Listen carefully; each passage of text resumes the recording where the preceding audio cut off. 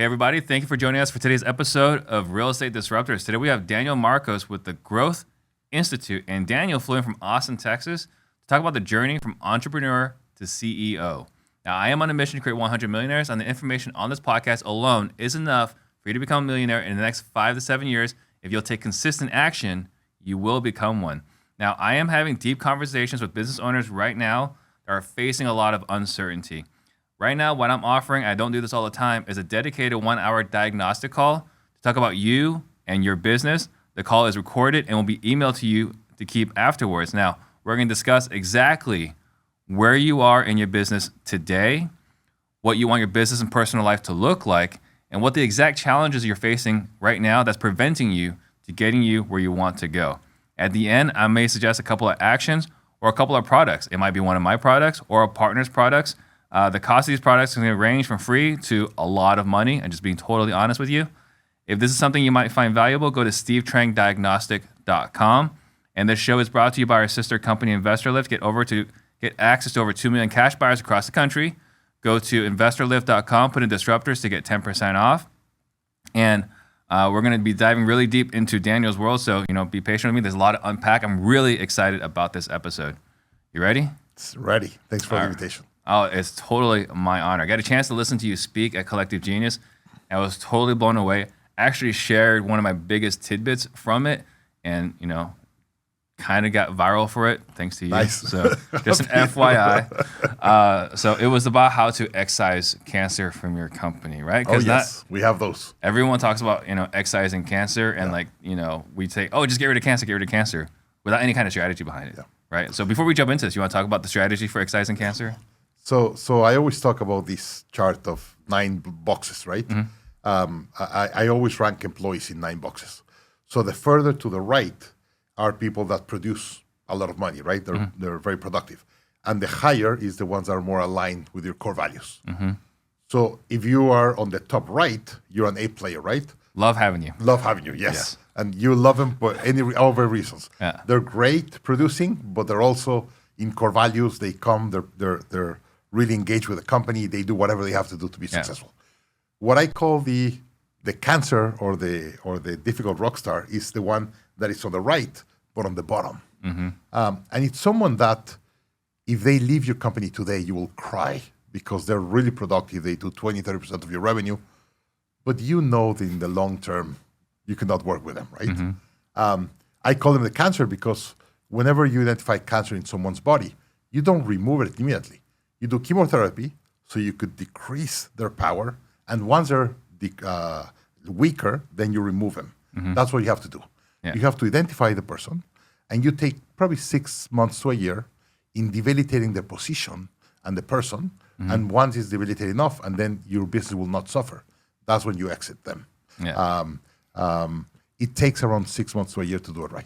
Yeah. So that was a video I did based off your conversation. Cool. Got a lot of views for it, so thank you. My pleasure. So what was your life like before you became an entrepreneur? So I grew up in Mexico. I was born in Monterrey, Mexico, live in Mexico City. And I was a typical happy kid, did really bad in school, like most entrepreneurs. The only part that was a little bit different, I've always taken a lot of risks. Mm-hmm. And I had a lot of accidents when I was a kid. When I was 1 year, 11 days old, I was a baby. Mm-hmm. I burned my house down. Burn your house down. So quick story. I don't know if you remember back then, the paint was very thick and you need to thin it with some thinner. Mm-hmm. There was this other thing. So before you paint, you had to mix them and then put the paint. There was this guy painting the garage in my parents' house, and he left for lunch and left a bucket of thinner open.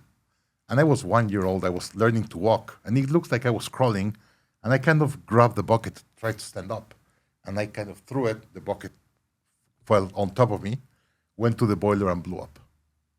So my mom heard the noise of the boom, and then the lady that was supposed to be caring for me started shouting because there was fire all over, and there was me in the middle.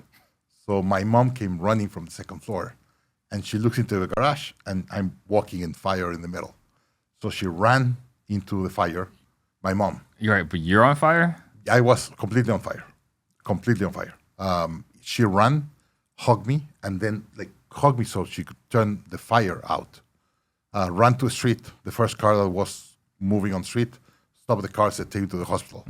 And we got into the hospital. And the doctor, as soon as they receive us, they say, "Okay, your son goes here, you go here." And my mom said, like, no, I'm going to go with my son. And I was like, "No, we have to treat you." And my mom said, "Treat me of what?" She was all burned. She didn't realize she was burned. Like she was so worried. And I lived in a hospital like 6 or 7 months, had several operations. And today I'm in perfect shape. But if you see my face, I'm burned here. My stomach, I'm all burned. My knees. At that moment, I had 83% of my body with third-degree burns. Wow. But something that you don't realize, I was so small, I was a baby, that a lot of new skin grow. So in that moment was 80%. Today is probably 15%. Oh, wow. Okay. So I was very lucky that it was very, very early. Yeah. And I got run over by a car when I was 11, and I had all these accidents when I was a kid. Talking about a lot of risk tolerance, I had a lot of risk tolerance. Yeah. I was bad in school, had a lot of risk tolerance, but I was always had this certain charm and have a good way to connect with people. Well, I can sense that for sure. So you grew up in Monterey. In Mexico City. In Mexico City. You grew up, went to college. I went to college in Monterey, industrial engineer. Okay. And at that moment, when I was graduating, I started looking for a job in a factory. So industrial engineering is all about making a factory more efficient. And at that moment, the Japanese factories was the most efficient factories in the world. And everything I learned was about Japan and just in time and all these things. So I wanted to go to live in Japan to learn how to do it. And also because when I was applying to jobs in Mexico, the starting salary was $700 a month. And I was like, how can I get out of college, of the best engineering school in the country, and make $700 a month? Yeah. So I started looking around how to go to Japan. And my brother was working in New York as a trader. And he said, they just changed my boss. And I was like, what happened to your boss? Well, my boss was sent to Hong Kong to be the general counsel in Hong Kong of the Mexican government, the ambassador of the council. So I said, hey, give me his phone number. If he's in Hong Kong, he's closer to Japan. So I called the guy and said, hey, I'm the little brother of Ernesto. Can you help me get a job in Japan? And the guy said, hey, I have a job opening here in Hong Kong. Why don't you come to Hong Kong? And from here, I'll help you jump to Japan. That's awesome. And I was like, on. So my first job out of college, I was the financial attaché in the Mexican consulate in Hong Kong for 2 years. Okay. You know, Hong Kong was part of England and went back to China. English province. I was there the day Chris Patton got into the boat and said goodbye, and we're all. Oh. So I was there for the handover. Oh, for the handover. So interestingly, let me just a quick story. So he had a special position that it was just a 2-year job. There was the year before the handover and the year after the handover, because Hong Kong, all the big events of the world happened in Hong Kong. The World Bank meeting and all these kind of things were there, and he had a lot of extra work. So he had a position for 2 years, and I was the one that filled that position. So attaché, is that involved with your industrial engineering degree, or this is something Nothing to do with it. Okay, I didn't think it did. So interesting. He was a financial guy. In Mexico, whenever you were in government at high levels, and instead of firing you or sending you home, they usually give you an embassy or a consulate, and that's kind of your process to get out of retirement. And he was sent to be the consul general in Hong Kong. He used to be the head of the Mexican Central Bank in New York, and he was a trader. I worked super well connected. And the last 3 years in college, I was working in a brokerage house in the floor. I was the guy doing the trading. So I connected with him through that. And he said, you know finance, you know industrial engineering, come and work for me for 2 years. Yeah. So I worked in government for my first 2 years. Okay. Did you go to Japan? I did not. Okay. So quick story, back then, this was 1997, 1998, the internet boom. And I was reading all these magazines of these kids making millions of dollars. And I was like, I need to do this. So after my 2 years, resigned, came back to Mexico and opened my first company. What was your first company? I built the first fintech in Mexico. I was the first one to put financial information online for the Mexican market. So I was the first one to put stock quotes and news and everything from the Mexican stock market online, 1998. Wow. So long time ago. Yeah. So how I was was that? 25. How was back that then. business? We did great. So I started running that. I was the biggest one in the country. I was the first one, but we got pretty good traffic. We started going very fast. And one day I got a call from my competitor. I had a competitor in Argentina called Patagon, and they already had operations in Argentina, Chile, and Venezuela. And I was the biggest one in Mexico. And he called me and said, hey, I'm raising $50 million from JP Morgan and Goldman Sachs. You want to be with me or against me? And I was like, okay, what's the price? Yeah. And the guy said, I'm sending you a plane ticket. I'll see you tomorrow morning in Argentina. So I flew overnight to Argentina, and he told me all the plan. He said, hey, I'm going to be straight with you. I'm raising $50 million. I want to be the biggest one in Latin America. But when I went to JP Morgan to ask for the money, they say, if you don't have Mexico and Brazil, you're nothing. If you understand Latin America, Mexico and Brazil are the 800-pound gorillas compared to every other country. Just to give you an idea, Mexico, the Pemex, the Mexican oil company, just Pemex is bigger than Argentina, Chile, and Venezuela's GDP combined. Okay. So Mexico and Brazil are really big compared to the rest. So JP Morgan told this guy, hey, we love your strategy. We love what you're trying to do. But if you don't have Mexico and Brazil, you're nothing. Bring me the best operation in Mexico and Brazil, and I'll give you the money. So he called the number one trader in Brazil. I was the number one in Mexico. We merged. Next week, we went to New York, and we said, okay, we have 5 countries. Now we're all together. Here's the contracts. And we raised $53 million at a valuation of $100 million at that time. Wow. We were, in all the companies, we were probably 80 employees. We were doing like $5 million revenue. We valued the company at $100 million and raised 53.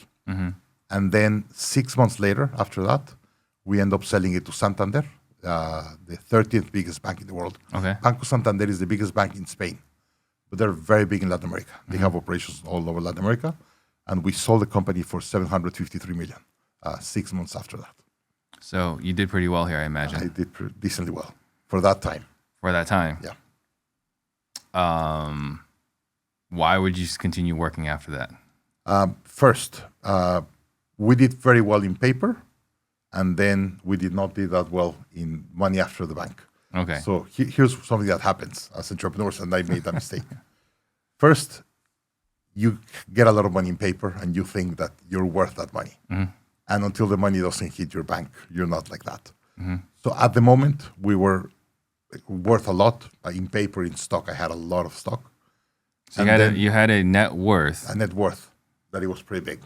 But in cash in my bank was not that bad. Hey, I was 25 and I was making $300,000-$400,000 back in 1999. That in today's world is like $1 million, right? At my 25. So I was in cash flow, I was good, but in stock I had several million. And then the company had a lot of trouble. We hired IBM to build us a software, $28 million. It didn't work. It took us 2 years to build the software and $28 million in cash, and it didn't work. So $28 million 28 invested in 2 years. In 2 years, plus like 100 team members from our team, plus 28 that we pay IBM. It didn't work. What do you mean it didn't work? It didn't work. So they said, okay, it's ready. It didn't turn on. Okay, let me change this. It didn't turn. And we were 2 months every day. Never worked. Wow. It never worked. And that started the demise of the company, and then we went under. Well, yeah, it's $20 million is a lot of money to invest to go nowhere. 28. Indeed, after I left, the guy that kept the shell of the company sued IBM and won 41. Okay. So the person that kept the shell company ended up making some money at the end. So he did okay. He did okay. He did very What well. did you do with after that? I mean, because it's kind of dispiriting. It's a little discouraging. So I was really tired. I worked probably 18 hours a day for 3 years. It was tough. I opened the first online banking license in the country. We opened like 5 more countries, and then we acquired banks in Spain and Germany, and we bought 2 telephone banks and converted them to online banks. So it was a lot of work. And by the time I left, I had a bad conversation with a top executive at Santander. And I said, Santander acquired us. Okay. And I had a really bad conversation with one of the main guys at Santander. And I said, it's time for me to leave in the middle of the conversation. And the guy said, okay, I expect your resignation letter in an hour. and that was it. So I left. I went home and I'm gone. And my wife was like, "What do you mean you're gone?" And I was like, I told the guy that I was offering my resignation. The guy said, "Taken." So what led to that? I had to hire a CEO. So let me go a little bit back. In Mexico, there's probably 15 banks in the whole country. In the US, there's like 100 banks just in Texas, right? Mexico is very different. You have national banks. So I went to the government and asked for a banking license. And it took me 2 years of work and around $2.5 million of lawyers. And one day I got a call and said, "Hey, you pass everything you need to pass. We have just one problem." And I was like, "What's the problem?" He said, "You're 28 years old. We cannot give a banking license to a 28-year-old kid that has never worked in the bank." And I was like, "Okay, that sounds coherent." So they told me, "Go and bring a banker and we'll give you a license." So I went to Korn Ferry and said, "I need a banker." So Korn Ferry took around a week, gave me like 20 resumes and said, "These are the 20 people that we believe we could get you." I sent them to the banking commission and said, "These 20, who will you approve?" And they approved 3. I said, "Okay, great." So That's a smart way to do it. Yeah. You didn't say, I have this guy. It was work. It's like, which one is good enough for you? That's correct. Okay. I sent them the resumes and they approved 3 out of the 20. Okay. And then I went and pursued them and got one of them. And then he started working for us, and now he was the CEO of Mexico because we needed that for the banking license. And he and I start kind of going our own way, different ways. And one day I said, "What you're doing, I don't like it." And the guy said, "I don't care. If you want a resignation, now." And I was like, "I'm out." So you placed the CEO. Yeah. And then I then got you fired. and then you submitted your resignation to him. Yeah. Some months after, but yes. What was the conversation though? I mean, there should have been some loyalty there of some It sort. was a strategy of where we should go with the business. Got it. So just different visions. Just different visions. Okay. I wanted to do something completely different that he wanted. And he said, "But I'm the CEO." And I was like, "Yeah, but you don't know what you're saying." Like I built this business. And he said, "I'm going to do it my way because I'm the CEO." And I was like, "I don't want to be here." Yeah. So it was time for me to leave. So somewhere along the way, Yeah. you did some mortgages. After that. Yeah. So I do that. I took 2 years off. I did like 16 months around the world trip. So I had that doesn't sound so bad. I had some money in the bank. I was just married for a year, no kids. Yeah. So I went back home that night. 16-month honeymoon. Yeah. I told my wife, "Hey, we have some money, no kids. Do you mind that we travel?" And she was like, "Well, the house and all these things." And I said, "Let's put the house for rent. And if we rent it, we'll go." We put it for rent like in a week. The day we put it for rent, we got an executive from Switzerland working for Nestle, and they rented a house in cash for like $5,000. And I was like, "We're out." So we just went around the world. We bought a round the world ticket with United, Star Alliance, and did like a 16-month trip around the world. That's incredible. It was awesome. So then at some point you come back.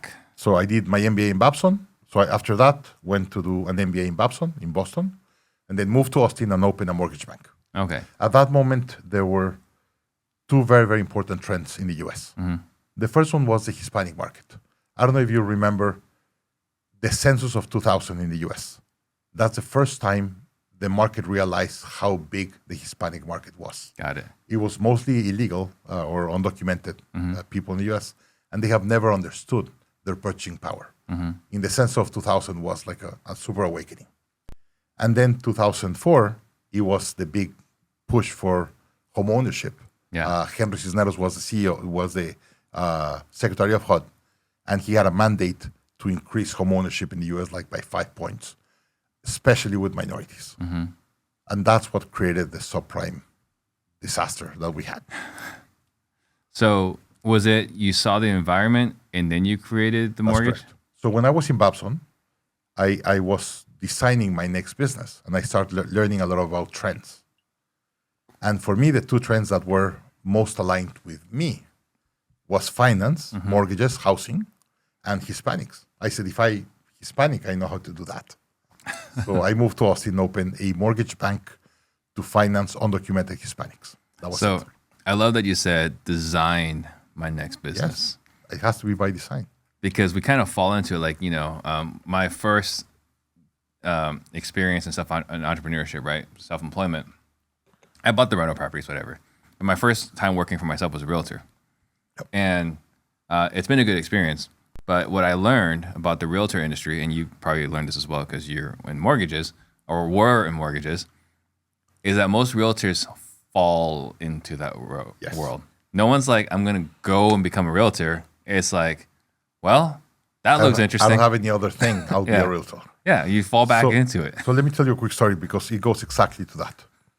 2007, the market changed dramatically. Yeah, that's when I got licensed, by the way. You got licensed 2007? Yeah. Oh, I got out 2007. So I had raised money and everything. And I called my investors and said, hey, the market for subprime and Hispanics has completely dried. Oh, yeah. We have two options. Or we convert to the English market and we go prime with the English market, or we shut down the business. And they said, I think we need to have a meeting so we could get the data. So I drove to Dallas. Most of my investors were in Dallas. We met in Dallas, and I showed them all the trends and everything that I was seeing. And at the end, one of the investors asked me, and what would you do? Like you personally, like what do you prefer? And I said, I would shut down the business. And the guy said, why would you shut it down? I said, because I hate working here. And the guy's like, what do you mean you hate working here? Like it's your company. It's your company. You invite us to invest. And I said, I didn't realize that I was coming from an industry with the highest, not quality, but determination people, internet back in the 2000s. The people that were more tolerant to risk and better educated jump into internet. And I said, here, I'm the people who have the lowest standards in the world. And it's horrible. Like it's depressing to go to work every day because a lot of people default into real estate. And the guy said, they even look at each other and said, like, okay, shut it down. And I was like, thank you. but that was it. Yeah. It was a very uncomfortable industry because of that. I'm sorry to say, but it is reality. A lot of people default into real estate. Yeah. Mortgages, insurance, all the things that are around real estate. Yeah. So what was so you say you started in 2004? 2004, and I shut it down 2007. So what was that experience like, because you saw this trend. Well, I guess before we get into that, I mean, you talk about you discover the trend. Like, what are you doing to discover the trends? Like, so I read a lot. When I said I read a lot, I've read probably 1,200 business books. Yeah. And I read a lot news. I'm a junkie of knowledge. Yeah. And one of the things that I like a lot is trends. As an example, today, what's the biggest trend that I'm seeing? China and the U.S. fighting. We're going to geopolitically restructure the world completely in the next 5 years. And people are not seeing it. I talk with real estate investors in the U.S. And they say, well, the market is not that bad. And it's going to have some. And I was like, no, you don't get it. Like, I really believe 2023 or whatever recession is not going to start in the U.S. It's going to start in Europe or China. And we're going to get hit in the U.S. Well, I mean, we're kind of seeing it already with China. We haven't felt it. Yeah. We haven't felt it, but it's happening. It's happening. They're massively overbuilt, and what they're doing in China, what they've been doing in China, is not that different than what we did in 2006 and 2007. That's correct. But no one's really talking about that. But here's the difference. In the U.S., probably we have 10 or 15% of our assets in real estate. In China, it's like 40% of the assets of the families. Yeah. So it's going to get bad. And that's not the only issue that is happening in China. I don't know if you saw Mary Garland, what's the head of the security in the U.S. Department of Justice. Department of Justice. Yeah. He gave a press release last Monday, lasted like 25 minutes. They have captured around 20 Chinese nationals directed by the Chinese Communist Party to steal information in the U.S. and technology. Yeah. And they got them a couple of weeks ago. That's going to be bad. Yeah. So Biden, 2 weeks before that, sent a information to Americans working for 21 companies that serve Chinese companies or were Chinese companies. And the message in few words said, you have two options. Or you resign or you lose your American citizenship. Yeah. It's going to get bad. Yeah, I read that too. And there's not a lot of conversation about that. I don't understand. Like, it's a tectonic shift in the world. Yeah. Well, it's not just that. The other thing I read was that they're no longer they created a collusion, right, of all the countries that we are no longer going to supply technological information to China. That is true. Right? Yep. And that's the reason why this China-Taiwan thing just keeps getting more and more tense. So here's what the U.S. said. If I want to strangle China, how can I do it? You could do it financially, but they said China does not produce any chips. They don't have the technology and the knowledge to do it. Right. They're all produced in Taiwan or the U.S. They said if we could remove or strangle the access to chips, they're going to go under. Yeah. That's what they're doing. Right. So it's a way to choke China. Everyone said China was going to overtake the U.S. China GDP could lose 20-30% of GDP in the next 5 years. Yeah. And no one is talking about it, as you said. No, I'm seeing articles here and there about it. CNN should have it front and center as the number one news. Yeah. No one's talking about it. So Yeah. I love to read these kind of things, like trends geopolitically and all that. I love that. Yeah. That's part of my. So it's a little off topic here, genius. but where do you see this going then in the next few years? So I think we're going to go from a globalized world to a regionalized world. So we're going backwards as far as We're going globalization. backwards. Yeah. So we've been going towards globalization since the end of Second World War to now, like around 80 years. And by the way, if you see Ray Dalio and all these guys, they talk about these economic cycles of around 80 years. So we're at the end of this economic cycle. I think we're going to go back to regionalism. And the countries that did the best in globalism are the countries that export. The countries that are going to do the best in regionalized or nationalized trends are the ones that have an internal market. The U.S. has by far the biggest internal market. Let me walk you through GDP. U.S. Let me just put this in context. The GDP of the world in the 2000, when we crossed the 2000 year, we were on $20 trillion a year. Today we're $90 trillion a year. So we've grown the world 4.5 times in 22 years in GDP. The U.S. today, it's around $21 trillion of economy. The next country is China, 17. So China, if it continued in the trends that it was going to overcome the U.S. I don't think it's going to happen. The next one is Japan with 5. Like it's a third of China, and Japan has so many older people that it's a collapsing economy. And it's going to get smaller. Yeah. Then after that, you have like Germany with like 3.8, and then you have whatever, and England, and then you have India with 2.6. India is doing amazing, but it's 2.6 against 21. Right. Like, there's no way that it's going to get close to the U.S. in the next 20 or 30 years. So there's no one that could overtake the U.S. Yeah. I think the U.S. is going to come back way stronger than in the past. I hope you're right. I'm not as optimistic. I am worried socially of what's happening in the U.S., but economically, no one could touch the U.S. Yeah. So we will see. So, you talk about you born and raised in Mexico, right? Like, we come from China, right? So I'm Chinese. So we're talking about, China. Like, my grandparents, right, had the pleasure of losing everything due to socialism/communism, right? And they fled to Vietnam to blossom as entrepreneurs, as merchants, to do well again, to lose everything again due to socialism/communism. Yeah. Right. People say, "Oh, but it's different." Right? No, like you can't have socialism without communism. No. Right? It goes hand in hand, and so I am fearful for everything I see today. So, go ahead. I agree. I'm really worried socially, but social divide.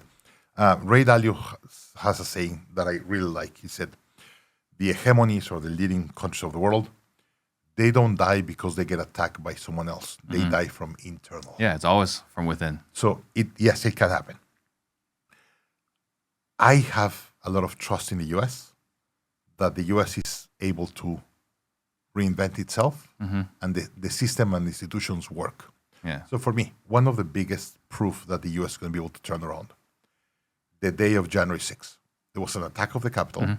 The senators have to flee because they thought they were going to be killed. They came back at 2 a.m. to certify the elections. Yeah. I was blown away. That's when you know the institutions work. Yeah. So I hope you're right. That will hurt. I hope that will work. So who guided you, right? Because you went through, you had a lot of people help you kind of get you to where you are. Yes. Who were the people that helped you along the way in getting from, growing up in Mexico all the way to where you are right now? Because you're leading a lot of people. Yes. Right? Who helped you along the way? I've always had mentors. And going back a little bit of the charisma that I said when I was a kid, I've always had people that come to me and said, hey, I like what you're doing. I like your capabilities. Mm-hmm. Can I help you? And I've asked several of them, but several have come to me. First, my parents. It's crazy how good of parents they are. Indeed, when I got in trouble, and I tell the story often, when I closed the mortgage business, I got into a depression. I really felt really bad with myself. And I had some economic challenges and all that. And my parents sent me a letter. And the letter said, in life gives you very few moments to learn really fast. And life is giving you one moment today. Mm-hmm. And because you have so much pain, you're not willing to learn. Yeah. I think we need to put things on the table and learn. So I called my parents and said, I'm open. What do you want to do? Why don't we hire this guy, moderator, to moderate a conversation? And let's have a conversation. And we got into a room like this, 4 white walls. My father, my mom, my wife, the trainer, and myself. And we spent 3 days. And we went through everything in my life, how I take risk about things. It was rough. But it helped a lot to clarify a lot of things in my life. So first, my parents. Mm-hmm. Brilliant. Indeed, quick story. One day, I was going to give a presentation in Monterrey. Monterrey is my hometown. And while people were sitting down, I was kind of walking in the front. And this older guy in his 60s or 70s, he said, hey, who are you? Like, in Monterrey, it's a very small city. Okay. Everyone knows each other. And the guy was like, who are you? Who are you son of? And I was like, Ernesto. And he was like, you're son of Ernesto? Wow. And where do you live? And I was like, I live in Austin, Texas. And he said, well, the daughter of a friend lives in Austin, Texas. And I was like, oh, we're very few Mexicans live in Austin. Mm. Who is it?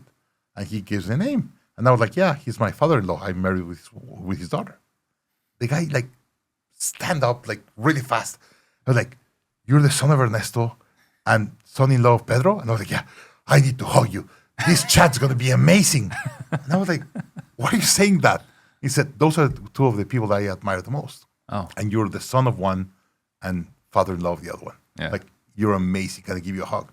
I was like, that's how much my father and my father-in-law have helped. Wow. Both of them had an amazing career, great name, and they help a lot. But as an example, when I had the internet company, I was raising money. Part of the money we raised with JP Morgan. Mm-hmm. And one investor said, I'm not going to invest. And he said, you're going to have these 3 or 4 problems. And when I left the meeting, I said, this guy's an old guy, has no idea. Mm-hmm. And then 6 months into it, one of the things that he said it was going to happen happened. Mm-hmm. And then 2 or 3 months later, the second one. I was like, he knows something. Mm-hmm. So I called the guy 8 months after and said, can you coach me? And the guy said, I don't know if you remember, I hated your business. Mm-hmm. And I was like, that's why I want you to coach me. Yeah. Because you told me these 4 things were going to happen, 2 already happened. Mm-hmm. So I need you to be ready for the other 2. And the guy said, come in, I'll coach you. And he was a billionaire in Mexico. Yeah. And I used to go to him every often. Wow. And every time I get in trouble, I continue to call him. He knows when I get a call, when he gets a call from me, that I'm in trouble. Yeah. And he gets on the phone, and he has flew me to see him. I've flown to his vacation, said, you really need to talk. I'm having vacation in Aspen or whatever. Come here, let's have a talk. Yeah. So I go with him every often when I have some trouble. That's incredible. So I've had a lot of mentors in my life. So in going back to being locked into a room with your parents and your wife for 3 days, yeah, what was the biggest thing you learned about yourself? So the risk-taking. Mm-hmm. When you're alone and you're a kid and whatever, risk-taking, it's fine. You're the only one that gets into trouble. Mm-hmm. When you're married and you have kids, it's a different ballgame. Yeah. And my risks when I was young or when I was starting were very small risks that if I lose money, it was nothing, mm-hmm. right? Now I started to play bigger games. And the bigger games begin having bigger problems or bigger size checks. And I learned a lot about how I felt very invincible and how I need to change. Yeah. And I need to understand that my situation was different. Indeed, there's one of Jeff Bezos' letters that I really like. Like 5 years ago, in one of the letters he sends investors, he said, I hope you're very happy because we've done a lot of bets, billion-dollar bets, and gone great. I hope you understand that the more billion-dollar bets we get great, we're going to have billion-dollar bets that are going to go wrong in the future. Hope you understand. Yeah. And it's reality, but they have built such an amazing company that if you have several mistakes of $1 or $2 billion, doesn't matter, right? I don't have the amount of money that they have. Yeah. So that changed a lot. So before we started this recording, you and I were talking, and I shared with you that I have the highest risk tolerance of anyone I know. You said that, yes. And you said that's a bold statement. That's a bold statement. So in your industry and with the people in CG, that's a bold statement. So how would you counsel someone like myself? Because I've learned to finally slow down. It took a lot, right? It was really, a lot of growth in the last 6 to 12 months to finally learn how to slow down. Yeah. But what counsel would you give to someone like myself with insane tolerance? Right. So you need to understand your freedom point. Like what's the amount of money you need to maintain your life the rest of your life, and understand kind of that number. And it's going to be much smaller what you think. When I talk to entrepreneurs, I want to do 50 million and 30 million, whatever, and I help them run their numbers of their freedom point. It's never 30 million. Never 30 million. Usually your freedom point is between 5 and 10, and you could live very comfortable the rest of your life.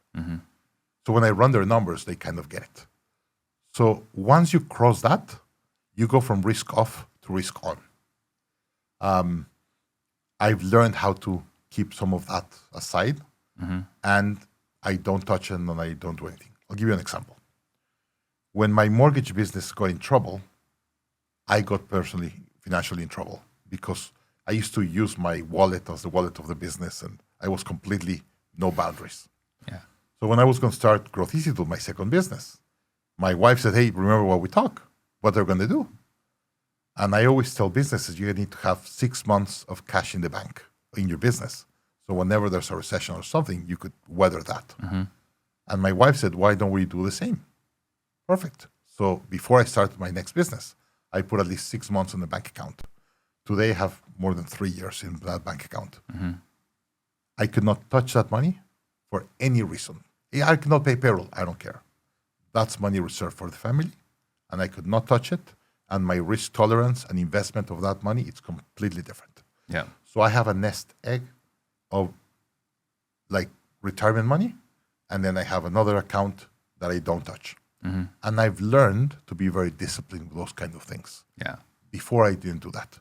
So what I coach entrepreneurs said, great, you want to take a lot of risk? Let's put some money aside that you cannot touch. Let's understand what will that be. And it's untouchable no matter what. Yeah. Indeed, in that account, I don't have access to that account. My wife has access to that account. I could put money every month. She's the only one who can get money out of the account. Yeah. And it's part of the rules that we have. And by the way, have Growth Institute be in trouble a couple of times in 10 years. When he gets in trouble, I go with it. I get home with all the stress and whatever.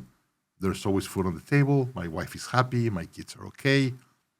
Life is good. Yeah. So I've learned how to divide a little bit. And the peace of mind from your wife goes a really long way. Oh, happy wife makes things much better. Well, because I know, like for me, again, like being married to a person like myself, and we'll always taking big bets and personally guaranteed expenses, right? Because when you're starting, you have to sign personal guarantees. Oh, yes. So it doesn't matter if you're making money or not. You're still on the hook for this business for the next 3+ years. So as an example, some years ago, I had to get like around $1 million of debt for a business. And before I went to do that, I got an insurance, a life insurance of me for over $1 million. And he had a contract with the CFO of the company that if I am not here, because I have the personal guarantee, the money will go to pay that and just that. Yeah. And my wife said, hey, while you're here, you know how to make money. So if we get in trouble, you're going to get us out. But if you're not here, like I'm going to be responsible for that. Right. So I was getting insurance. I never get that without an insurance, life insurance that will cover that on top of, as an example. But then I have some trusts, and the money's in the trust that it's untouchable, and that's for the family. Yeah, that makes a lot of sense. And, for anyone else that's crazy, like me, and formerly you, lots of good wisdom there. So what are some of your biggest victories in your career? Biggest victories. So I've been an entrepreneur and CEO of my companies for 24 years. I've never missed payroll, ever, in 24 years. I think that's one of my biggest victories. Yeah. If there's something that will guarantee your company is going to go under and is going to give you a lot of stress, miss payroll one day. Yeah. So I've never missed payroll. Second, I've had my great successes and some big failures. I've always learned, never commit the same mistake twice. And usually, my next business, it's way better structured and designed than the previous one. So I kind of feel good about that. Yeah. If you have a problem or a mistake and you don't learn from it, that's bad, right? Right. If you continue to be better and better and better, and I've been having fun, so yeah, a lot of fun in the journey. That's correct. And then the impact of helping a lot of other CEOs get better decisions. Yeah. That's been a great. You do that. You know what is start coaching a company with all this trouble, and then a year they're completely different. More fulfilling than the money could ever be. 10 times more. Yeah. So you were multiple times on the Inc. 5000 list. Yes. What does that mean? So in the U.S., there's 32 million businesses in the IRS. Inc. magazine has a list of the fastest growing private companies in the U.S. And they rank the 5,000 fastest growing companies. We've been in that list 4 years in a row. So that means out of the 32 million, we're in the 5,000 that has the fastest growth. So for me, and I say that as the most competitive market in the world, 32 million companies, that you're on the top 5,000, pretty decent. Yeah. That proves that you're a decent CEO or entrepreneur. Yeah, well, you're definitely doing something right. Indeed, by the way, a little bit of a brag, but last week there was a list in Mexico of the best 100 CEOs in the country, and I was ranked in the list. So it was the head of Bimbo and the head of Pepsi Mexico and the head of DHL Mexico, and Daniel was there. So that's awesome. Congratulations. It feels pretty good. Yeah. So Growth Institute. Yes. This is your company. That's my company. Yep. So talk to me about Growth Institute. So I started as a scaling up coach with Vern Harnish 14 years ago. Another great book. Yeah, Scaling Up and Rockefeller Habits. Vern was my mentor in my first company. Okay. And then I became one of his coaches. It's pretty fortuitous to have Vern be your coach, mentor. Yes. Yeah. And indeed, he's here in Phoenix. He's at Genius. Okay. He's going to keynote tomorrow. Cool. So Vern coached me on the first one, and I attended his program called Birthing of Giants in MIT. Brilliant. Best business education I've ever had. And I started coaching with his methodology for 4 years. And my fourth year, it was extremely profitable year. I was doing close to $1 million in coaching. But I slept away from my home 250 nights that year. So my wife said, hey, we just had our second son. You have to choose if you want to be a dad or you want to be a consultant as you are. And I said, you're right. So I went to Vern and resigned. And Vern said, what are you going to do? And I was like, I want to go back online. I love my first experience online. I want to go back. But I'm hooked in education. I'm hooked in coaching. So I'm going to bring that online. And he said, why don't we build the institute that you and I wish that we had when we started our business? And I said, I'm in. But I could just do it in Latin America because that's my center of influence at that moment. And Vern said, yeah, but I have influence all over the world. So you will run it. I'll bring all the thought leaders and strategy and everything, and you'll run it. Let's do it together. So we partner, build a company together. We've been 10 years in operation. And that's what we built. We built the institute or the learning space that we wish we had. So here's the premise. There's several premises. The first one is, as entrepreneurs or CEOs, we learn a lot. I'm a member of EO 24 years ago. I'm a member of YPO 5 years. I'm in Genius Network. We invest a lot in our learning. But then everything we learn, we have to go back to the office and reteach it to our team. Yes. And then we have to lead the implementations in our company. And every entrepreneur hits that. Oh, yeah. You wish you said, hey, read the book, go and implement, right? So we said, how can we build a place that the CEOs with their team could learn together, and then the team will implement without the CEO or with much less hand-holding of the CEO. And that's what we built. As an example, we teach scaling up. We have a 3-month class that you have to take by mandate with 2 other team members. And we teach you all the principles of scaling up. You have videos with Vern, coaching calls, masterminds, everything. And at the end, you have all the knowledge that you need to implement. But most importantly, you went through a class with 2 other team members. You're all perfectly aligned. You know what you have to do. And then your team implements for you. Yeah. And that's what we have. And we started with scaling up. And today we have over 100 thought leaders. Salim Ismail, the first director of Singularity University. Marshall Goldsmith, the coach. We have a class with him. Peter Diamandis, Tom Peters. We have amazing faculty. Joe Polish. We have a class with Joe. So we are focused on helping mid-market companies do 2 things. Scale your impact, do what you do in a bigger way, and reduce your drama. So I talked with entrepreneurs, and everyone said, oh, I want to make more money, or I want to serve more clients, or I want to hire more team members. As entrepreneurs, we want to do what we do in a bigger way. But they always complain about the drama that it creates for being an entrepreneur. Can you elaborate on what drama is? So drama is rotation of employees, things that you do that didn't work and you lost money, overwork, you take work home, you have to work on the weekends, all the problems and misalignment that you have with your team members, all of that. Right. We help make companies more efficient. So as an example, people said, hey, Daniel, I have this boat and I'm going to buy a really big engine because I want to move it really fast. And I was like, yeah, but it's not very aerodynamic, has a lot of holes, it's full of water. You could move it, but it will take you a lot of energy and it's going to throw a lot of water out. And that's all the drama that it creates. Yeah. Let's first make the boat way more efficient. Let's make it more aerodynamic. Let's cover all the holes, paint it nicely, remove all the water. And now you could push it with very little energy. You're going to move it really fast. Yeah. That's what we do at the Growth Institute. We're like very, it. very good in making your boat way more efficient. I love that. And then I remember when you were presenting at CG, you were talking about growth of companies by stages. That's correct. What are those stages? So as an example, and I get this all the time, people say, hey, I've heard scaling up is amazing. I want to implement scaling up. And I was like, let me ask you some questions to make sure it's the right moment for you and it's what you need.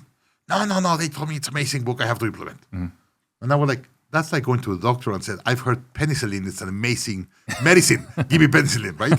Like, you have to know if you're sick and what are you sick and if you're the right moment and what's your weight and your age to give you the right medicine. Same thing happens. As an entrepreneur and as a coach, I've been coaching companies for 15 years. I've been an entrepreneur for 24. I know when's the right stage and when's the right moment and what's the right problem. Usually entrepreneurs, they don't. They just hear a recommendation, they just hear a book or something, and they immediately want to implement. All in. All in. That's a big mistake. Indeed, you could choke companies if you implement something that is not the right moment, could be too big or whatever. Like SAP as an example. I see a lot of companies that I need to implement SAP or whatever system. The company is not ready. It has to be a stage. Yeah. So what I did is I said, okay, great. Let me go and study how companies grow in stages. And then what's the right food and attention for each stage? You could have an amazing baby and you want to give him a Kobe steak, $300. They cannot even eat it. They don't have teeth, right? So I said, okay, let's divide companies in babies, adolescents, adults, and then understand what's the right attention, right methodology, and everything. So I really believe there's 4 stages. Startup, grow up, scale up, and then you dominate your industry. Stage 1 and 2 are pre-scaling stages. You're building the foundation of your business. And if you build the right foundations, then you go into stage 3, that is scaling. And then if you do scaling right, then you get to market domination or you own your market. So we understand the 4 stages and how the entrepreneur has to evolve from entrepreneur to be a CEO. And you're saying you can't go from startup to scaling up. If you jump you can't skip growing. No. So let me give you an example. Stage 1, the most important thing is product market fit. You need to have a product that makes sense, that clients are willing to buy. Not the idea that I think is wonderful. That's correct. But in the last 5 years, it was very easy to convince an investor to give you money. Yeah. So we saw a lot of entrepreneurs being very undisciplined because it was very easy to convince one investor to give you money instead of convincing 1,000 clients to buy their product. So we said, stage one, don't raise money, do what you have to do and figure out product market fit. And we have tools and everything to help you prove product market fit. Stage two is all about building a replicable revenue model. In stage two, you have fixed expenses and very unstable revenue. And that kills companies. And they want to scale and they want to put good money into bad funnels and systems. No, you have to figure out your revenue model, your predictable revenue model before you go to the next level. If you get those two, then it's the right time to scale. And scale is all about execution. You have to be very, very disciplined in execution. You and I were talking about Jim Collins earlier. Jim Collins, if you see his flywheel, discipline, thought, discipline, strategy, discipline people, discipline execution. And that's what gives you the curve. Same here. If you have a product market fit, you know how to sell it. Now you could scale it. Yeah. That's kind of our formula. And then when you scale it, it's all about being focused on doing one thing well and just doing one thing. More companies die of indigestion, trying to do too many things. So our job on stage three, keep them focused, discipline the execution. If they're able to do that, then they will dominate their industry. There's a couple of things that are important. First one, in stage two, you have to decide if you want to have a scale-up or a lifestyle business. And I believe the best size of a company for balance of quality on life and money, 10 to 15 employees. I have a lot of clients, they do 10 to 15 employees. They do probably 3-4 million. The owner nets $1 million, $1.5 million. You're happy as hell. Oh, if I'm doing $1 million now, if I get to 50, I'm going to do 5 million. No, you're going to make less than what you're doing today. Yeah. So there's a valley of death between 20 to 70 employees. And we help companies go through that. But before they jump into valley of death, I help them understand what's going to happen in the valley of death. You need to have certain money and tools to be able to go through that disciplinedly. And then the second big decision, once you get out of the 70, 80 employees, now you kind of got out of the valley of death. I call it sell or not to sell. Once you get out of that, the company has much less risk and you're going to get a lot of offers to buy your business. Usually, your business is worth at least $10 million once you cross that. All the private equity funds in the US will buy you. Today, for Growth Institute, I get probably 2 or 3 a month. Hey, you build a great company. It's time to get some money off the table. And they start to lure you. And it kind of moves you, but most important, your family. You know how many times I've had discussions with my wife saying, hey, you already built it. You work 50 hours a week or 60 hours a week. It's time to sell it. Let's retire. Let's have better time. Your kids are growing up. They have 3 or 4 more years to go to college. The sirens. That's correct. So it's a really, really, really tough decision for the founders to decide what to do. So we help a lot on go through that transition correctly. Because as I said, once you cross your freedom point, you go from risk off because you're building it to risk on. And it's very, very important that you understand where you're going. And if you could take some chips off the table and have some stability, buy some houses, get some apartment complexes or something, and be more stable in revenue. We help them kind of go through those decisions correctly. Yeah. So it's very important that you understand the stages, your evolution, and what's the right moment to do what at your company. If you do that, the probability of you scaling is much higher, but most importantly, the drama. You will enjoy the ride of scaling a company. I imagine you've seen a lot of people that they're not enjoying running their company. Well, it's interesting because I started on the realtor side and then I transitioned to the wholesaler side. And the one consistent theme I've always said, because people are like, Steve, I want to scale. To which I typically reply with, I've been there. I've done the scaling. It's not as sexy as you think it is. It's not. Revenue goes up, but take home goes down. Yeah. So you're working harder for less money, right? But they want to do it. And my question always to them, like there has to be a purpose. Because the question I always ask them, name one person you know that has 6 salespeople or more and is loving life. Very few. Very few. 6 sales agents. That's the number I always pick, right? Because 6, you got to spend a good amount of money on marketing to feed all of them. Oh, yes. To make enough money, to deal with the transaction volume, to deal with the TC, to deal with the administrative people that hate the salespeople, because salespeople are typically sloppy with their paperwork. Their notes are awful. So you got all these things you got to deal with. You talked about the drama earlier. That's exactly right. I've dealt with all of this. That's exactly right. And so I always ask them, like, name one person that you know that has 6 salespeople or more and is loving life.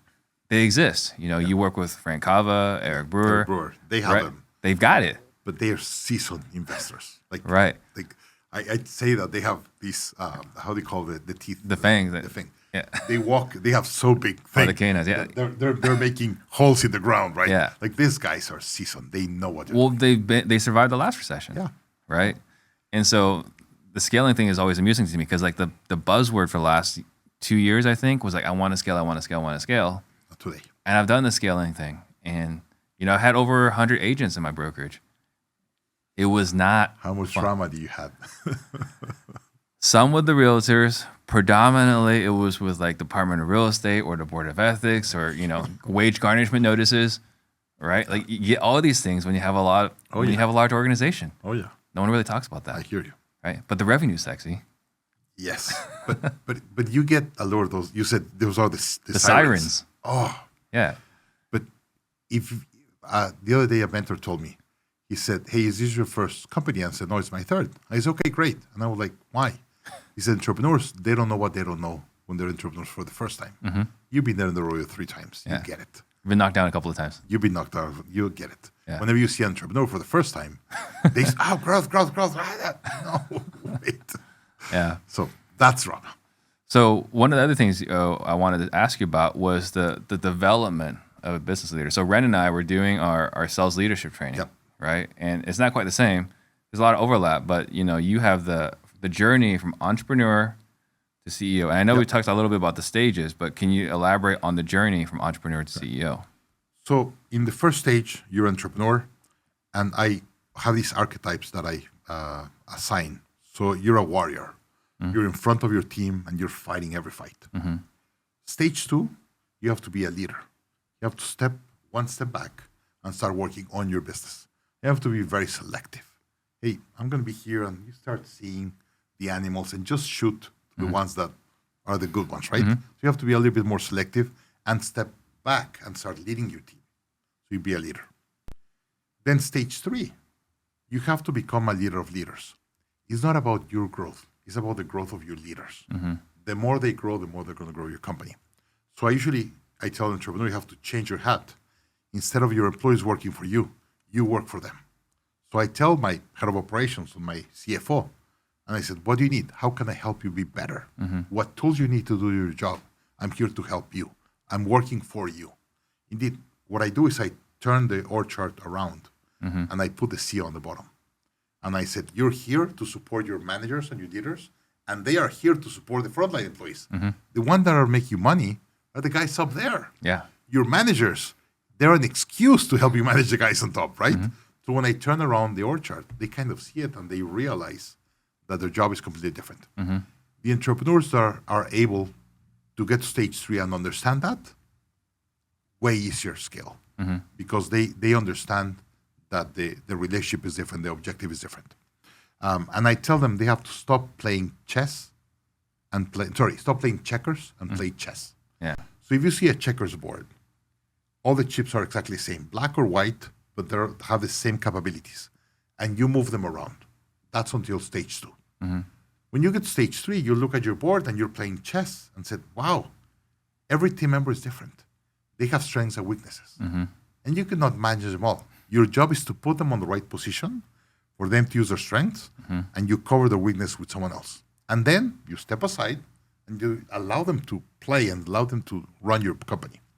So that's the evolution. Being a warrior to being a hunter to being a farmer and be more strategical the way you position. And the farmer said, hey, when's the right day to plow the land? When's the right day to put the water on the... But they're very strategic in the way they do things. And we help CEOs understanding the role and taking the right decisions at that stage. And then on the fourth one, I say that the CEO becomes a satellite around the organization. Your organization runs day to day without you, above, let's say, 200 employees. But the problem is that you create an immune system in your company. For the company not to go under, it creates its own immune system. But that immune system doesn't allow you or doesn't allow the company to evolve and learn. Your job is to be kind of the disruptor, the guy that is bringing innovation, bringing ideas to try to get your team to move. And that's the right process of evolution of the disruptor. Yeah. So you have to be a warrior, a hunter, a farmer, then a disruptor. Yeah. And Einstein used to say, if your level of knowledge is here, you're going to create a problem at this level. You could not fix it at the same level of knowledge you created. You have to evolve your level. Same happens with your company. You will not be able to be leading at level 2 and having a company at level 3. No. Never going to happen. Right. So you have to first go to level 3 yourself as leader, and that's going to pull your company to level 3. And then you have to go to level 4 to pull your company to level 4. Yeah. So I really enjoyed you talking about flipping the org chart, because I actually had to have this conversation within an organization. I want to say 2-3 months ago. Yeah. They're like, who is the boss? Who is this? Who is that? I was like, you're seeing this all wrong. That's right. None of us are the bosses, right? You flip this upside down. That's correct. And you're serving everyone else that's above you, right? Because again, exactly right. Right? Because they're the ones that are not only making us money, but they see the problems. They have to see it. They have to process it. And you know, if we're doing everything right, they're reporting it to us. The greatest challenge we've experienced as an organization, my entire career, but you know, I feel like it's gotten better in the last maybe 6 to 9 months, is we're finally getting reporting from the front lines of like, here are the problems that we can start working on. Because until very recently, you know, there was a blockage in messaging, right? They've got problems, they're frustrated, but I don't know about it. And if I don't know about it, we can't fix it. So when I go to companies and they ask me to help them implement scaling up, I tell them, if you don't give me at least a year contract, I cannot implement. And they said, but it's going to take you a year. And I was like, no, in the first 3 months, you're going to have most of it implemented. But there's 2 problems. Half of the data is wrong because your team members have no idea what data they need to report and how to get the data. But second, they have no idea how to read it and take decisions based on the data. Yeah. It takes me 3 quarters to 4 quarters to help get the right data, because I challenge them on the data and we read the data all the time, and helping them understand how they have to react when the data changes. So the other day I took a class of KPIs at Dell, you know, the factory, the computer factory. Yep. And one person asked, hey, what KPI should I measure? And the faculty, the professor, said something very interesting. He said, just measure what if the number changes, you're going to act different. If the number changes and you don't do anything, don't measure it. if the number goes to red or yellow and you don't do anything, you have a problem, right? Yeah. So we have to train our team to learn how to act based on data. And that takes a year, at least, for them to get it. Well, we're still figuring that one out. Yeah. But I love that. I love that, right? If the number changes, you don't do anything, it's not an important metric. It's not an important metric. Or the person has no idea what they're doing. That it has helped a lot. It has happened a lot of times. Yeah, but there's such profound wisdom in such a simple statement. And then we're talking about trends, right? And then, you know, we're having a conversation right before this, me, you, and Ren Bartlett, and we're talking about, you know, like, when's the right time to take advantage of this? And I make the argument that now is not the time to take advantage of it. Now is the time to make sure we don't have a game over situation. And I was thinking maybe 2023. Yeah. What are you seeing as trends and opportunities for business leaders in 2023? So I had dinner with Jason Madley a couple of weeks. Frank Cava had his opening of his new office. Yeah, I saw Jason that. flew. Okay, we were there. Yeah. We had a lot of fun. And we're talking about this with Jason. And Jason said, making money is about being good. Like, you have to be intelligent to make money. Keeping the money, it's all about discipline. It's a completely different skill set. Completely different skill set. I think 2023 is going to be about discipline. The most disciplined entrepreneurs, they will have the discipline of wait until the market signals that it's on the bottom. If you see the last couple of crises, real estate went down. It took 2 years to 2.5 years from top to bottom. So when was the top of real estate? 6 months ago? Yeah, I would say March. I would say June. We started having problems in March. In March. But June was like someone flipped a switch in the room. Right. So imagine March. 2 years from March 2022. That gets you to March 2024. Yeah. I believe we're going to have some downturn in 2023, and then we're going to have this cat bounce of the market a little bit, but they're going to continue going down. That's when the suckers go in, the ones that don't understand the market. Yeah. The disciplined investors, they study the trends, they study history, and they're going to be waiting. As an example, Bitcoin got to 17,000, right?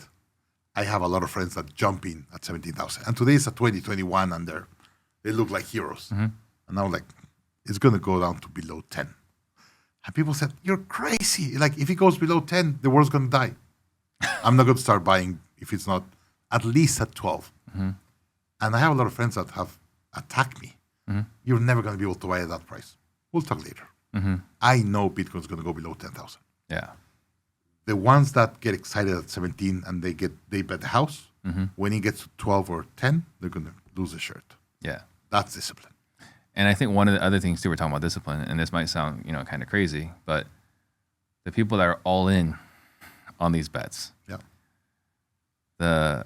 like I said, I've always had a very high risk tolerance, but I've never taken a bet that I can't afford to lose. Love it. All right. We said this, Warren Buffett. Yeah, right.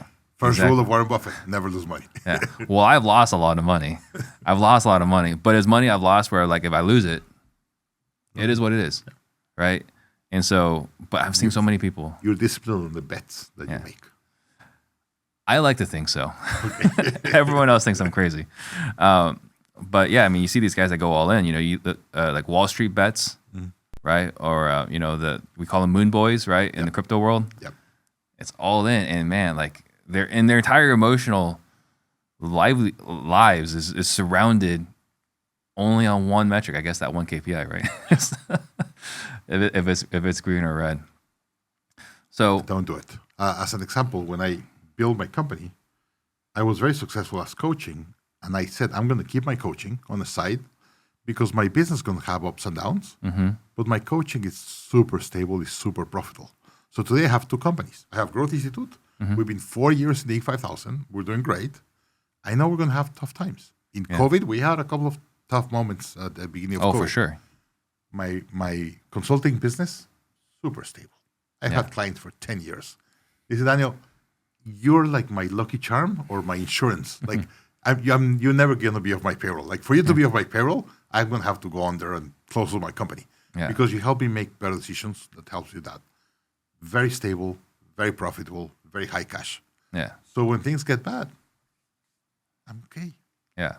I don't lose a shirt. I get nervous, but I don't make dumb mistakes or I don't make dumb decisions because I know I have this. Plus, I have like 3 years saving in the bank account. So if I don't need to get a dime for 3 years, nothing happens. Yeah. That's a difference. If someone has a month of money and they're having trouble, they're going to make a lot of dumb mistakes. Well, they're going to either do deals or transactions that they didn't really want to do, or they're going to be hasty in their decision making. Making money is about keeping oneself disciplined. Yeah. That's all about. So what does your life look today, your business and your life look today versus, I guess I would say, when you had to leave the banking business, not the mortgage one, but the first one. The first one. Yeah, the fintech. So I left really, really happy because I was like 28, had some money in the bank, no kids, I did a travel and all that. But I felt that, and this is why I built Growth Institute, I felt that I needed to do one more complete cycle. The big growth of that company was me already. I was not the owner of the company. I was not the CEO. I was the head of Mexico. I was called a CEO, but I was CEO of Mexico and Central America. But I was not the main guy taking decisions. So I knew that I wanted to prove if I was right, if I was a good CEO, if I could go for the full term, build a company, scale it, and then sell it. And the mortgage bank, it did not went like that. So I said, I need to do another one. Mm-hmm. That's what Growth Institute is for me. Yeah. It's not about the money, Growth Institute. It's about, I believe the right cycle of entrepreneur is building a company, scale it, and then sell it. Indeed, when I went to Babson, I took a class of markets and all that. And the professor called it, the moment when you sell your company, called it the harvest. That's when you harvest all your work. Yes, you get distributions often, but when you sell it, that's when you get like kind of the big check, and it's a big moment. Sell into the sunset. Sorry? Sell into the sunset. Yes. Yeah. So I when I left, I told my wife, I'm happy at this age that I have this, but I need to do another one that it's a full cycle. Mm-hmm. And I'm doing now today Growth. Yeah. It's addicting. It's addicting. Oh, it is addicting. Yeah. So when I told my wife I want to do another one, you were like, oh, here you come again. Mm-hmm. Because being consultant, it's like you're there in the strategy, the fun moments, you get paid, and then you're not worried about the execution, the bad moments. You're like, it's a business with very little stress, with very high revenue and stability of cash. Yeah. And when I said, well, I'm going to do my next one, my wife was like, oh, here you go again. And I was like, but you know I need it. And she said, I understand. Yeah. Let's just put some rules so the family will not get into trouble, and you could do whatever you want. We put the rules. I've been following my rules. We're a happy family. Yeah, we're still working to the point where I can have those hard rules. We're not at that point yet where we got the number where we can set the hard rules. We're on our way. I know my wife would be a lot happier when we get there, but we're not there yet today. But it's good that you're having the conversations and you know what your numbers are. Yeah. A lot of entrepreneurs, they don't see their numbers, and they make a lot of mistakes. What is your why? So my why is to help 1 million entrepreneurs obtain freedom. And what gives you freedom is do what you do bigger, because you're going to feel good with yourself. Yeah. And then have less drama. That's why in the logo of Growth Institute, below Growth Institute name, it says scale impact, reduce drama. Yeah. Those are the two things that give you freedom as an entrepreneur. Yeah. I mean, it's so underrated, the part about reducing drama. Because there's a lot of things, because we all get into it and we think it's going to be, like when I first became a realtor, right? I thought for sure, like people need to buy houses, right? Yeah. And with my database, like everyone's well off, like for sure I can do really well. I only need to sell one house a month and I'm living a pretty good life, right? And then I'm going to have, go to the beaches and drink the Mai Tais. And travel the world. Travel the world, right? You have full control of your time. Could not be further from the truth, right? Being an entrepreneur, generally means that you don't get to choose your time, right? You get to work more hours. I have more bosses. More bosses, right? More people that rely on you, and you're obligated to more people. And then B, I don't know about other entrepreneurs, but I found for myself, I don't really want to travel. My fun is the business. So anyway, there were a lot of promises made. Quick story. I coach an entrepreneur that has like 8,000 employees today in Mexico. Wow. I coach another one that has 25,000, but I coach one that has 8,000. And he one day called me in pretty depressed. And I said, what happened? He said, I just came from my Christmas party from the office. And I was like, that sounds wonderful. Said, yeah. And the guy said, a month before the party, they told me, hey, we should include spouses or just employees. And the guy said, we have a lot of employees, just the employee without the spouses. And the event came in. I didn't even see the place or anything. I was running the business, and my team was building the party and putting all together. I entered the room, and it was like a big wedding, and a lot of tables and a lot of people. And I looked at my team. I was like, I told you not to bring spouses. They're all employees. He has never seen all his employees together, 1,200. He looks at the room, and it's like, oh my God. All of them depend on me taking the right decisions, doing the right thing. Yeah. I was like, wow. And he was freaking out. Today he has 8,000. When he had like 7,000, he got an offer to sell his company. And he was in the hundreds of millions. And the guy didn't sold it. And I was like, why? Like, you were free. And the guy said, I have enough already in the bank that I'm free. But what it was bad for me is the company buying it was not going to treat my employees the way I treat them. So I came to my team and said, guys, I have two options. Or I sell it, I don't want to run it anymore, or you run it without me, and you keep the quality that you guys have. And the team said, don't worry, we'll run it for you. And now the team runs it. And That's awesome. That's how he's doing. That's phenomenal. Yeah. Hey, just last story. I think this is really important. Sorry for this. Oh, you're right. The other day, I saw this story of an entrepreneur that went public. And you want to go public between $12 to $15. That's a typical valuation for a tech company. He goes public, and that day the stock goes to $80 and closed at $8. And of course, all the employees had stock options. And they go crazy and they go to nightclubs or whatever in New York. And where's the owner? Where's the owner? And the owner was nowhere to be found. So they called the guy and said, where are you? And the guy said, I'm in the office, I'm working. The day he went public at $80, he went back to the office to work. So the team goes to the office and said, you're crazy. You're worth billions of dollars. Let's go and have fun. And the guy's like, no, I need to redo the strategy of the company. And they were like, you're crazy. And the guy said, we went public at 12. I thought it was going to close around 20. And my business plan and projections are for a company that is worth $20 a stock. At $80 a stock, I don't have a business plan for an $80 stock. I'm redoing the business plan of the company. Yeah.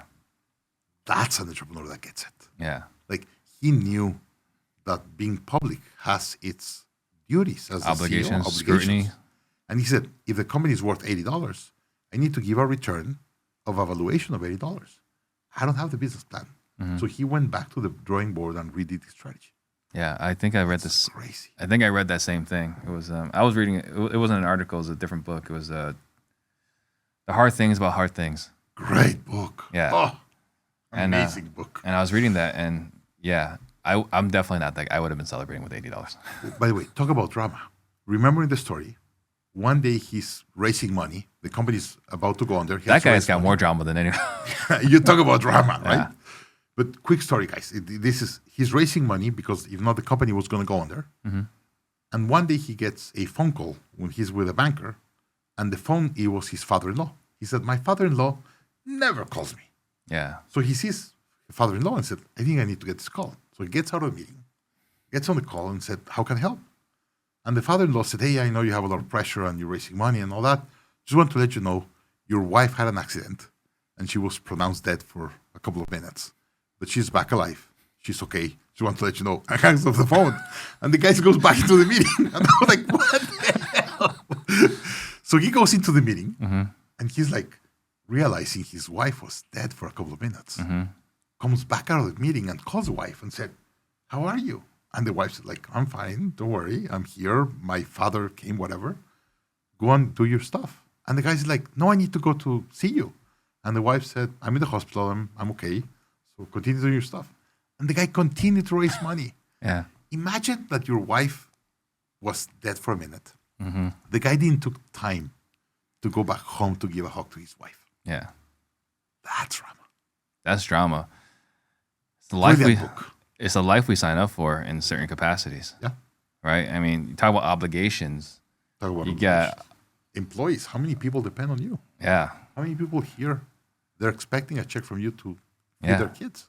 Yeah, no, that's the drama. I live for it, but it's not without its But people usually see the fun part or the glamour part to be an entrepreneur. I'm an entrepreneur and I'm an owner and I have 100 employees. Yeah. Talk about the other side of the coin. Yeah, the sleepless nights, the wife that is stressed. The kids that you're not there for their parties and all these things. Yeah.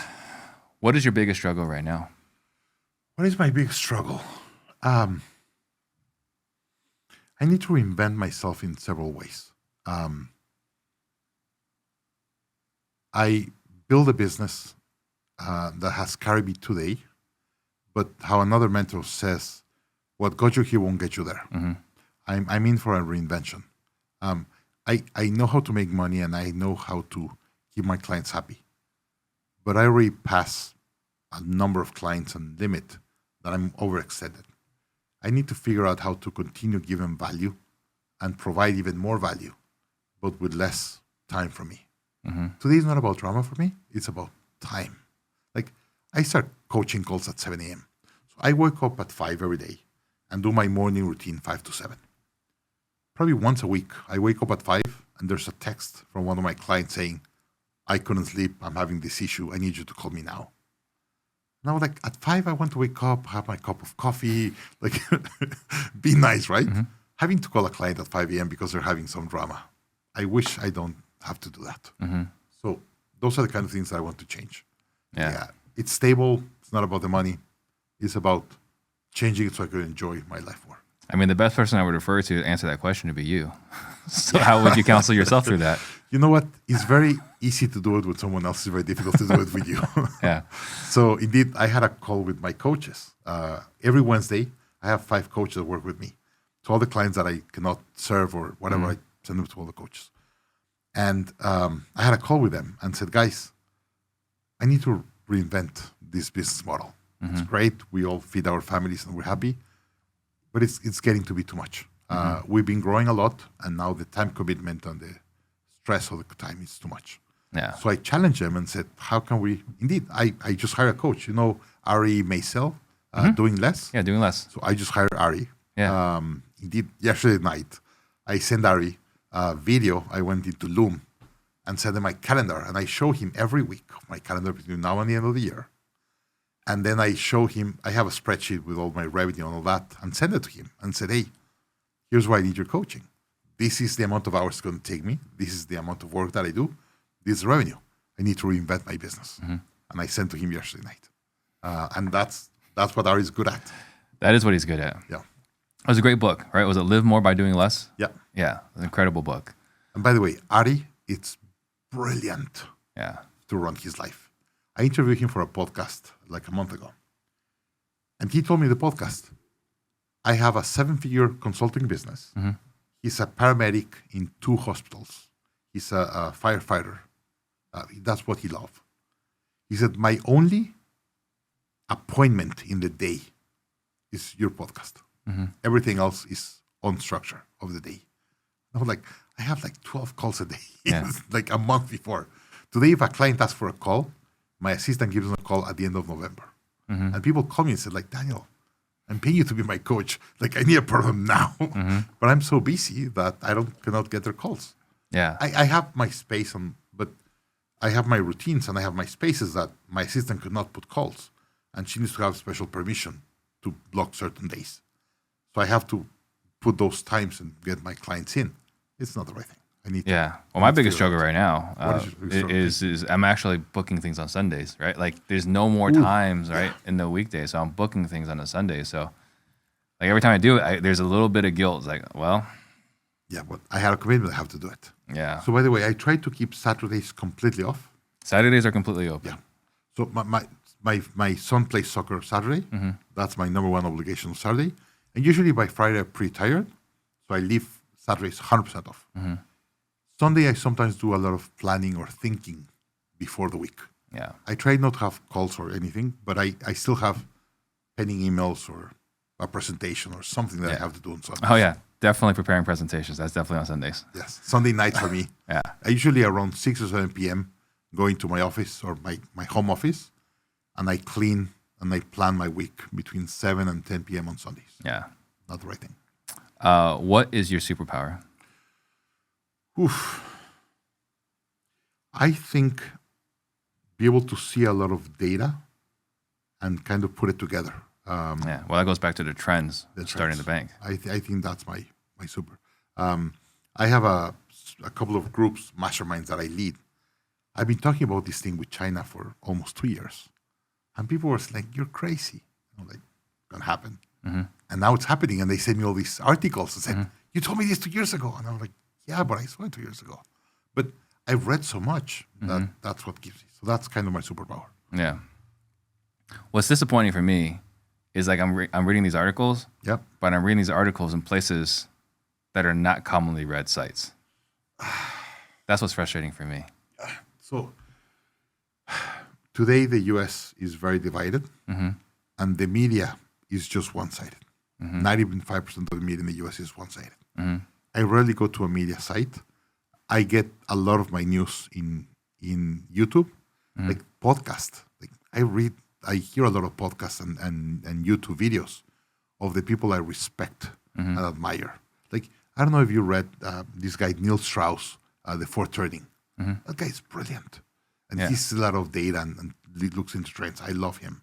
Joe Rogan. I hear a lot of Joe Rogan.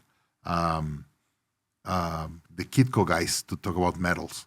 I think metals are going to grow fast. They interview really good people in Kitco. So that's where I get my news. That's where I get my trends. But isn't it unfortunate? Like, you have to go in the most obscure places to get what's going on. Yeah. I don't go to the crazy ones. Like what's the name of the guy that just got $1 billion? What's the name? He was sued because he was attacking the parents of the Parkland kids or something. Oh, Alex Jones. Alex Jones. I don't go to that. Yeah. Right? I see a lot of people, they try to get out of the CNNs and they go to Alex Jones. That's a problem. Well, I would argue the problem is not Alex Jones. The problem is that the CNN is forcing people to go to the Alex Jones. To go to Alex Jones. So, final question is, what book have you gifted more than any other? Scaling Up, but I'm biased. Apart from Scaling Up, the Hard Things About Hard Things I've recommended a lot.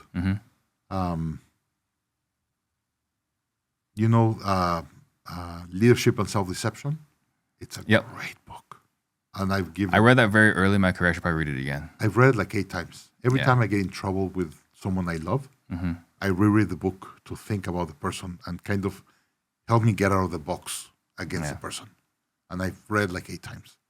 And last, going back to Jim Collins, I think the best book of Jim Collins is Great by Choice. 2 main chapters: Return on Luck, that you and I discussed it, and the 20-mile march. Yeah, I think the best entrepreneurs in the world, they know their 20-mile march, and they do it for 20, 30 years. And they're exceptionally successful. Yeah. But they don't get distracted. They don't get distracted in the good times, and they don't get distracted in the bad times. Yeah, see, I got the problem with the distraction.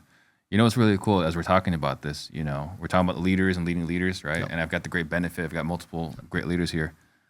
I read that book just a couple of months ago because one of the leaders here said, we need to read this book. Right? Because I've read on Facebook, people are like, I love this book, this and that. Like, you get the recommendations. But one of the leaders in our organization says, hey, we need to read this book. So we did. Back to basics. Yeah. By the way, something interesting. When COVID happened, our business went on had significant problems in March, and then April we had our best month in history. Yeah. But Vern and I were talking one day until like 2:00 in the morning, and we were trying to decide what to do with the business and kind of get our heads around COVID and lockdowns and everything. And Vern said something that I thought it was brilliant. He said, Daniel, when we're going to shut the call, we're going to end the call. He said, first we have to go back to basics. You have to go back to your rhythm of meetings, your KPIs, like make sure you don't lose that. And second, you have to increase your talk time with other entrepreneurs. He said, you're not going to get out of this thinking. You're going to get out of this talking. Yeah. So figure out who are your peers, people that you admire, mentors and all that, and multiply your talk time with them so you could really get a sense of what's happening, get the best ideas, the best information, and then be able to take decisions. Yeah. So I'm doing that now. Yeah. That's why I'm here at Genius Network. Part of. Well, and that's the reason why I get so much value out of Collective Genius. That's correct. Right. All right. So I'm going to make a couple of quick announcements. I want you guys, I want you to think about leave the listeners with a last thought. So, guys, we do have our upcoming sales training event in my office, Disruptors Blueprint. So go to disruptors.com/ I think it's sales training. We have our live event. Come check it out. We're going to spend a day and a half in my office going over our exact sales process, how we're getting people not only to be able to buy houses deeper, but get more of those contracts to close, because at the end of the day, it doesn't matter to get a signed contract. It only matters when we close escrow. So if you're having problems getting signed contracts or getting them to close, be sure to attend our live event. So getting the contract like first base. Yes, first base. It doesn't count until you go back to home. Yeah, you got to get to home plate. Yeah, have to get to home plate. So what are some last thoughts you want to leave everybody with? So what I ask is that you think about your company as a product. The best entrepreneurs understand that the product and the clients are secondary for them to build a great company. if you build a great company, you're going to be able to provide great value and make a lot of money. If you disregard the company, it doesn't happen. Yeah. So think about your company as a product. And what creates a product is the team that you have in your company. I tell people, you cannot build a great company. You have to build a great team. And that team is going to build a great company. Yeah. We're getting into a complicated market, however you want to call it. The teams that will double down with their teams and how to make them be better, how to grow your team, how to help them operate as team. You're going to talk to them a lot. Those are the ones that are going to come out strong. Yeah. So concentrate in making the company a better company. And if the company is a better company and the team is a better team, like there's a lot of opportunity. Yeah. Like in an economy of $90 trillion, if you could not make money, you have a problem. Yeah. If someone wants to get a hold of you or connect with you, how would they do that? Growthinstitute.com. That's my main business. And then my personal page is DanielMarcos.scale. As an example, I talk about stages and all that. If you go to my DanielMarcos.scale, there's a banner for you to download some slides and you see this trend, the stages and all that. Awesome. Thank you very much. It was a Great pleasure. Thank you very much. You're very Appreciate welcome. it. Thank you guys all for watching. Thank you. Shout out to Steve Trang. Jump on the Steve Trang. We real estate disruptors.